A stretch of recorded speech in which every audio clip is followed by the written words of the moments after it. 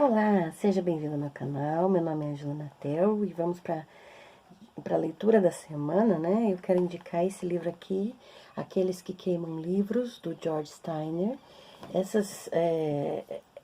Essas edições aqui são lindas e vem com marca-páginas, então eu quero indicar e ler um trecho para vocês. Aqueles que queimam livros. Aqueles que queimam livros, que banem e matam poetas, sabem exatamente o que fazem. Seu poder é incalculável. Precisamente porque o mesmo livro e a mesma página podem ter efeitos totalmente díspares sobre diferentes leitores.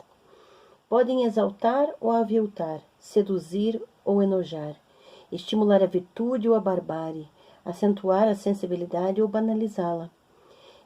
De maneira verdadeiramente desconcertante, podem fazer as duas coisas, praticamente ao mesmo tempo, em um impulso tão complexo, tão híbrido e tão rápido em sua alternância que nenhuma hermenêutica, nenhuma psicologia podem predizer nem calcular sua força. A depender do momento, da vida do leitor, um livro suscitará reações completamente diferentes. Na experiência humana, não há fenomenologia mais complexa do que aquela dos encontros entre texto e percepção, ou, como observa Dante, entre as formas da linguagem que ultrapassam nosso entendimento e os níveis de compreensão em relação aos quais nossa linguagem é insuficiente. Mas nesse diálogo sempre imperfeito, os únicos que podem ser plenamente compreendidos são os livros efêmeros e oportunistas, cujo significado potencial se pode esgotar, se pode ler um apelo à violência, à intolerância, à agressão social e política. Céline é o único de nós destinado a permanecer, dizia Sartre. Existe uma pornografia do teórico, até do analítico, assim como existe uma pornografia da sugestão sexual. As citações dos livros ditos revelados, o livro de José, a Epístola de Paulo aos Romanos, o Corão, o Mein Kampf, o pequeno livro vermelho de Mao, são o prelúdio ao massacre, sua justificação.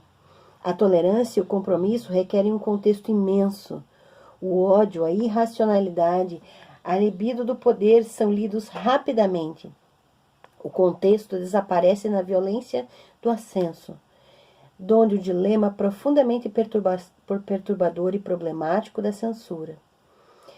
É sucumbir à hipocrisia liberal duvidar que certos textos, livros ou periódicos possam inflamar a sexualidade, que possam levar diretamente à mimese, à imitatio, chegando a dar vagas pulsões masturbatórias, uma terrível concretude e uma necessidade urgente de ser saciada. Como podem os libertários justificar o dilúvio de erotismo sádico que hoje invade as livrarias, as bancas e a internet? Com quais meios defender essa literatura programática do abuso de crianças, do ódio racial e da criminalidade cega, com os quais nos martelam incessantemente os ouvidos, os olhos e a consciência? Os mundos do cyberespaço e da realidade virtual estarão saturados de programas gráficos e revestidos por uma pseudo-autoridade de sugestões e exemplos validadores da bestialidade em relação a outros seres humanos, em relação a nós mesmos. A recepção, o prazer do trash, da baixeza, é a automutilação do espírito. Estaria totalmente equivocado o ideal platônico da censura? Por sua vez, os livros são a chave de acesso para nos tornarmos melhores. Sua capacidade de provocar essa transcendência suscitou discussões, alegorias e desconstruções sem fim. As implicações metafóricas do ícone hebreu helenístico, do livro da vida, do livro da revelação, da identificação da divindade com o Logos, são milenárias e não têm limites. Desde os sumérios, os livros foram os mensageiros e os cronistas do encontro do homem com Deus. Muito antes de Cátulo, eles foram os mensageiros do amor. Acima de tudo, assim como algumas obras de arte, encarnaram a ficção suprema de uma vitória possível sobre a morte.